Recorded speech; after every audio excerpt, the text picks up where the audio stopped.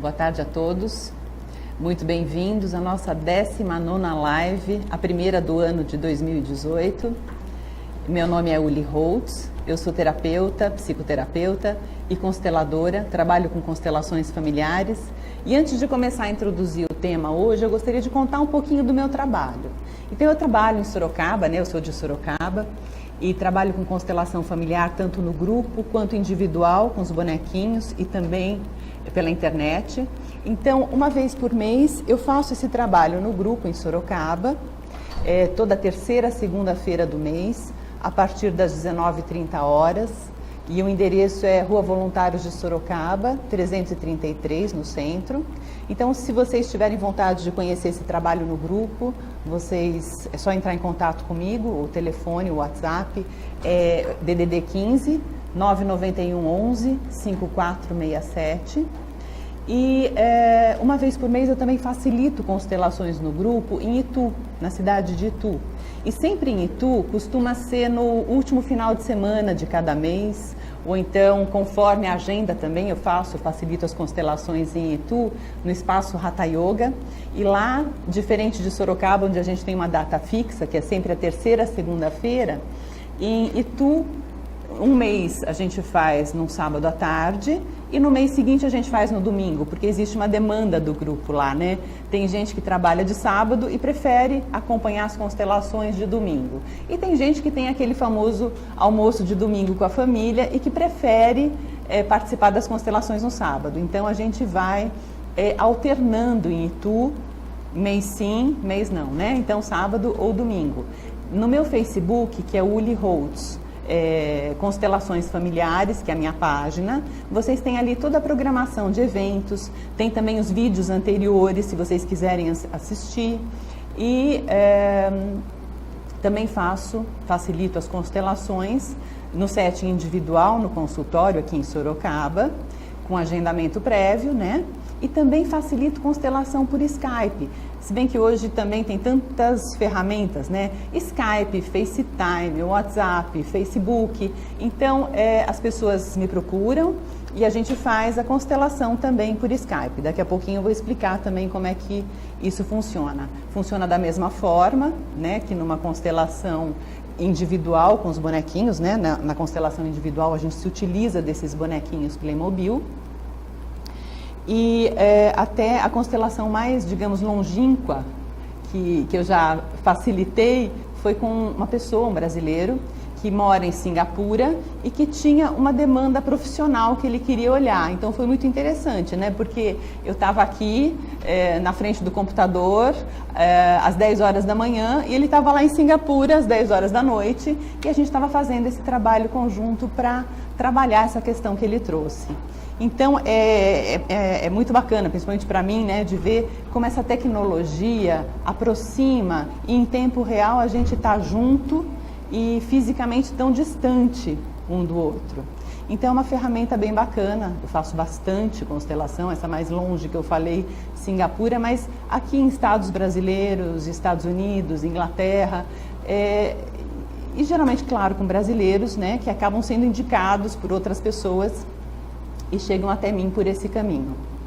Então, dito isso, né, eu gostaria de, hoje, como é o nosso primeiro programa do ano, e nós já estamos no nosso 19º programa, faz muito tempo que eu conversei com vocês sobre as bases desse trabalho, então eu gostaria de, a princípio, de novo, fazer uma reciclagem, né, contar de novo, como é que quais são as bases desse trabalho de constelações familiares?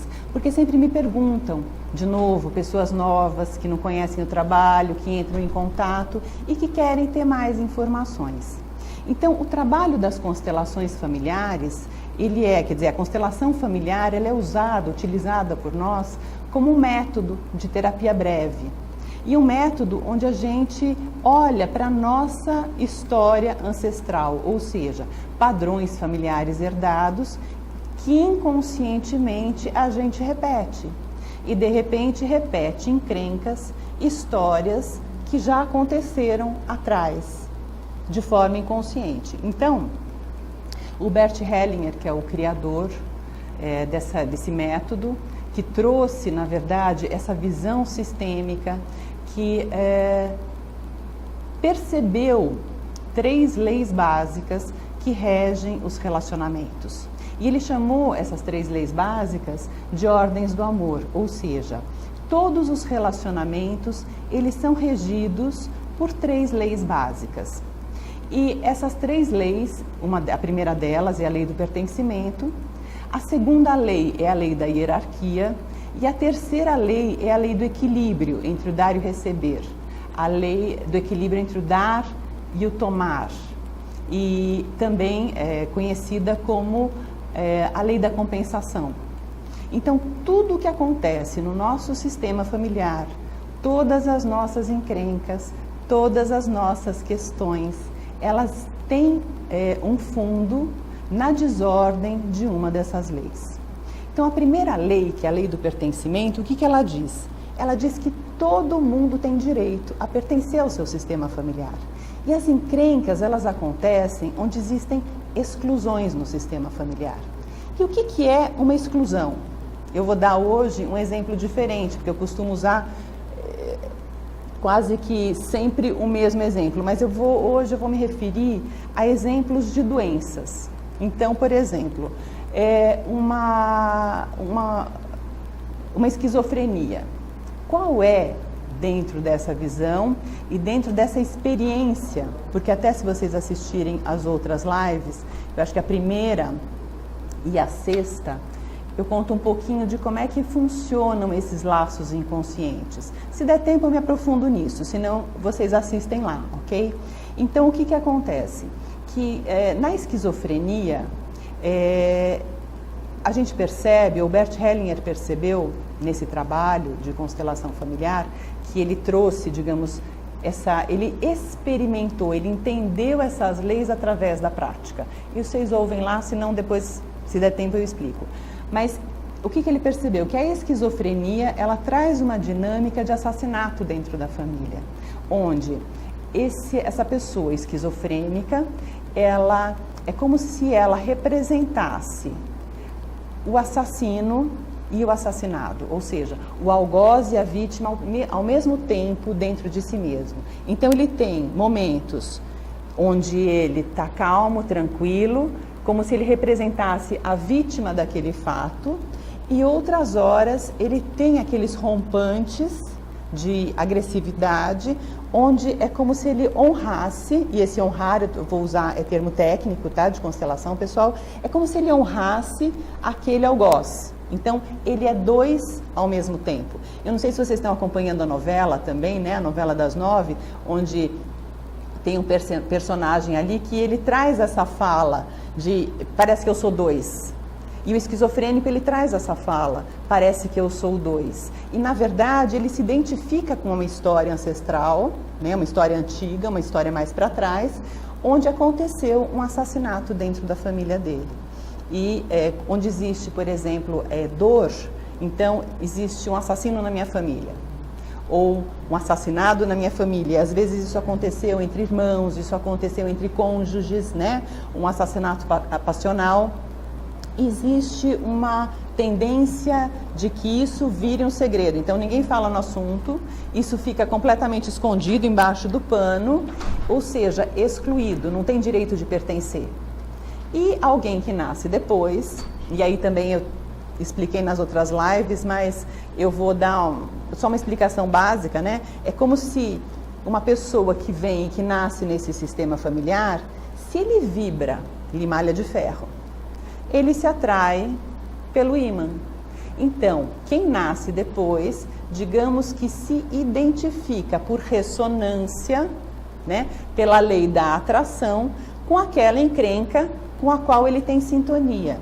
Então, o esquizofrênico, ele vai entrar em sintonia com esse tipo de exclusão.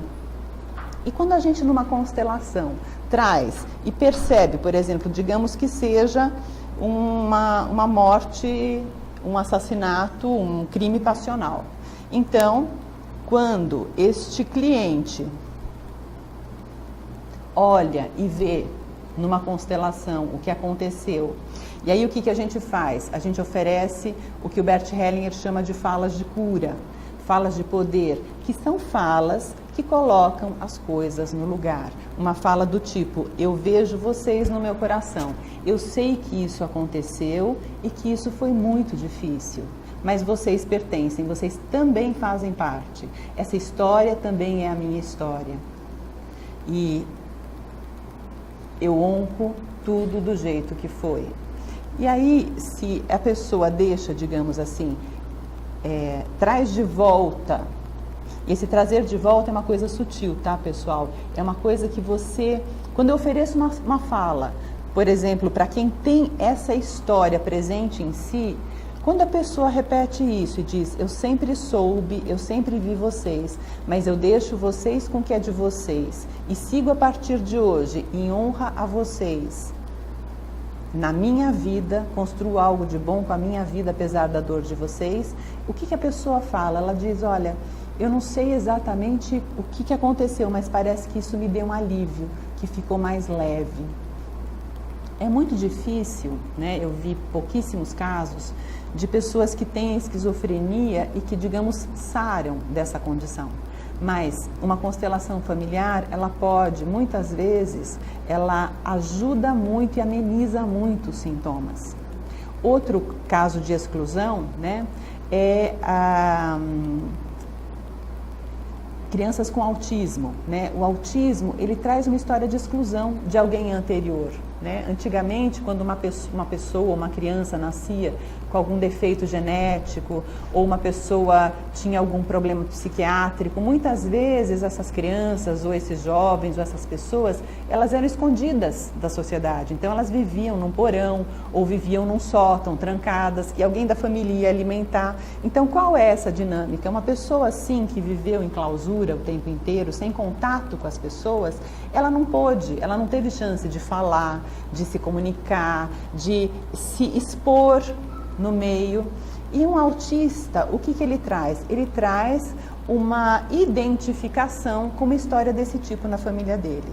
E no caso do autismo, a constelação familiar, ela tem tido ótimos resultados no caso de autismo, quando a gente traz de volta essa história. E, pessoal, a gente não precisa saber da história, porque muitas vezes essas histórias aconteceram muito lá atrás.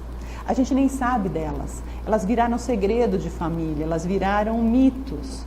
Então, basta que a gente ofereça essa fala, porque quando ela faz sentido, a pessoa pode até dizer, olha, eu não sei aonde isso cabe na minha história, eu não sei aonde isso cabe na minha família, mas isso me toca profundamente, me dá um profundo alívio dizer isso.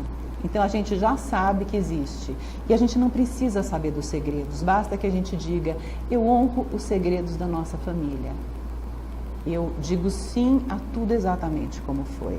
E nesse caso não é a criança autista que faz essa fala, são os pais. Porque os filhos, eles estão, e aí a gente fala da hierarquia, né? Que é a segunda lei. Dentro da hierarquia, os pais são os grandes e os filhos são os pequenos. E quando os filhos entendem que existe uma dor sistêmica muito grande, muitas vezes eles querem salvar esses pais. E eles se colocam no lugar dos pais, como se eles dissessem, eu por você, num amor cego aos pais. Então, quando os pais olham para essa questão, os filhos têm o resultado. Então, a gente vê o resultado nos filhos. Eles não precisam mais cuidar quando os pais cuidam das suas próprias questões. No caso da hierarquia, uma outra, além do, assim, uma outra encrenca na hierarquia, em relação a doenças, por exemplo, a depressão, ela é uma doença, digamos assim, que é uma doença de raízes, onde falta pai e mãe. De alguma forma, a gente disse não a esses pais, como se eles não fossem talvez bons o suficiente, ou num amor cego de salvá-los, onde a gente se coloca como maior e diz, eu dou para vocês, eu salvo vocês, como se o filho fosse o grande e o pai o pequeno. Isso está invertido. Então, como a vida vem dos grandes para os pequenos, dos pais para os filhos, quando um filho quer salvar pai e mãe, ele inverte essa posição. E a vida não faz curva para cima, de forma que este filho fica vazio. E nesse vazio ele encontra depressão, pânico, que são doenças de raiz, né? Doenças, ou no caso, uma questão de hierarquia. Outra dessas doenças com encrenca na hierarquia, é anorexia. Então, na anorexia, na dinâmica da anorexia, principalmente em meninas, a fala interior dessa criança é: pai, eu por você. De alguma forma, essa jovem entende que aquele pai, ele corre risco de vida, é como se ele quisesse ir para a morte. E no coração dela, ela diz: pai, eu por você, eu vou no seu lugar. E qual é a solução? Esse pai dizer para ela: eu cuido do meu, eu por mim e você por você, eu libero você de mim. Então, são dinâmicas, né, relacionadas a problemas, a sintomas físicos, que tem a ver também com essas leis. A última lei, que é a lei do equilíbrio entre o dar e o tomar, entre o dar e o receber, né, ele pode ter tanto uma conotação individual, onde eu recebo, então se eu recebo eu preciso dar, e se eu dei, eu tenho direito e preciso receber. E também tem, que a gente chama dessa lei da compensação, onde de alguma forma, muitas vezes, esse jovem ou essa pessoa, sempre são pessoas que chegam depois, né? A gente sempre honra a história daqueles que já estão, porque a nossa busca é por pai e mãe. Então, quando a gente encontra eles encrencados, ou quando a gente percebe que eles olham para o passado, que eles não estão livres, eles não estão prontos para olhar para a gente, é como se eles estivessem de costas para a gente. Então, a gente também fica de costas para a vida e quer salvá-los. E muitas vezes a gente assume uma dívida, a gente fala uma dívida sistêmica, uma culpa sistêmica. E também dentro desse trabalho, a gente, através das constelações, olha para isso e também entende onde está essa dinâmica, oferece essas falas de cura e existem também esses alívios. Bom, pessoal, eu vi que o tempo acabou, então eu continuo na próxima. Então eu agradeço muito vocês estarem aqui, terem me ouvido, e qualquer coisa deixem as suas perguntas e até uma próxima. Muito obrigada.